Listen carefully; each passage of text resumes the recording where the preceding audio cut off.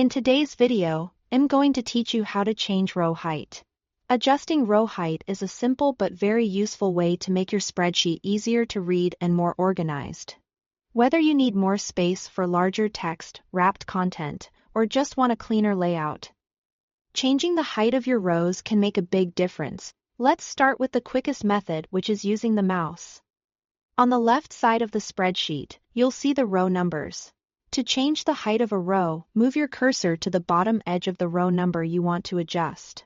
Once your cursor is positioned on that boundary, click and drag up or down.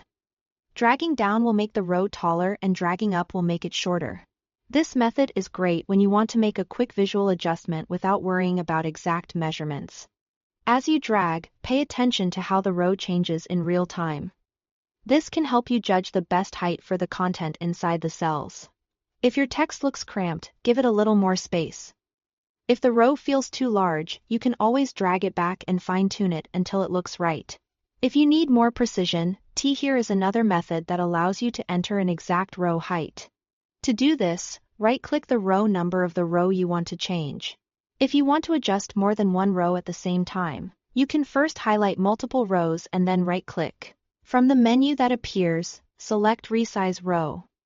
A box will open where you can type the exact height in pixels. After entering the number you want, click OK to apply the change. This option is especially helpful when you want consistency across your spreadsheet. For example, if you are formatting a table or building a sheet that needs a uniform appearance, entering an exact size ensures that every selected row matches perfectly.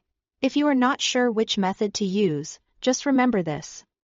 Dragging with the mouse is best for quick visual changes, while the resize option is best when you need accuracy and consistency.